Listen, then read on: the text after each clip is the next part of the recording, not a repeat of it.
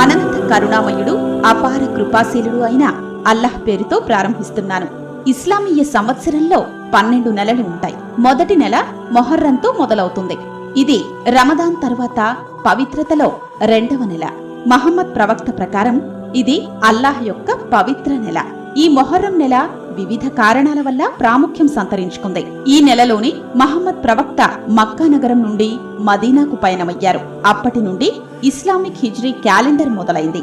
ఇదే నెలలో మొహర్రం 10వ రోజున ప్రవక్త మనవడు ఇమాం హుసేన్, అతని కుటుంబంలోని 70 మందితో పాటు అతని కుటుంబ సభ్యులు కర్బలా అనే యుద్ధంలో వీరమరణం పొందారు.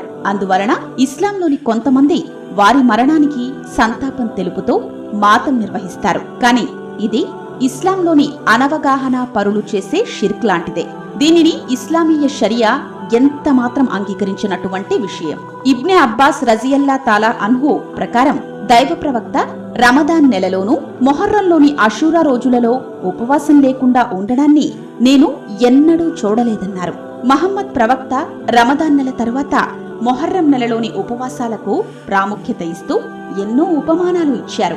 మొహర్రంలోని 10వ రోజైన అషూరా రోజున ప్రవక్త మూసా అలైహిస్సలాం ఈజిప్టులోని బానిసల్ని విడిపించి నిరంకుశ ఫిరౌన్ అతని సైనికుల నుంచి తప్పించుకున్నప్పుడు ఎర్ర సముద్రాన్ని చీల్చడం ద్వారా అల్లాహ్ సుబ్హానహు వ తఆలా ప్రవక్త మూసా అలైహిస్సలాం మరియు వారి అనుచరుల్ని కాపాడి ఫిరౌన్ సైనికుల్ని ముంచివేసిన సందర్భాన్ని స్మరించుకుంటూ ఉపవాసముండాలని దైవ ప్రవక్త సూచించారు. అదేవిధంగా యాజిద్ కు వ్యతిరేకంగా తన నైతిక విశ్వాసాలకై బలంగా నిలబడినందుకు ఇమాం హుసేన్ రజియల్లా తాలా అన్హు వీరమరణం పొందిన రోజు కూడా అషూరా రోజే.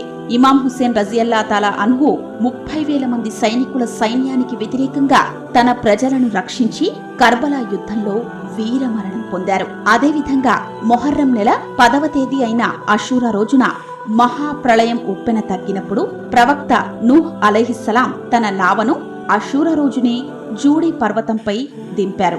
మొహర్రం నెల ఇదే అషూరా రోజున యూనుస్ అలైహిస్సలాం తిమింగళం కడుపులో నుంచి సురక్షితంగా అల్లాహ్ కృపతో బయటపడ్డారు. తత్ఫలితంగా ఇస్లామిక్ చరిత్రలో మొహర్రం నెల అషూరా రోజు చాలా ప్రాముఖ్యతను సంతరించుకుంది.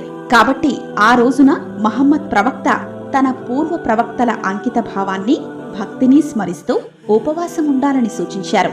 అషూరా రోజున ఉపవాసం ఉంటే గత సంవత్సరపు పాపాలన్నీ అల్లాహ్ క్షమిస్తాడు మరియు ఆ రోజు పాపాలకు పశ్చాత్తాపడితే దానిని అంగీకరిస్తాడు.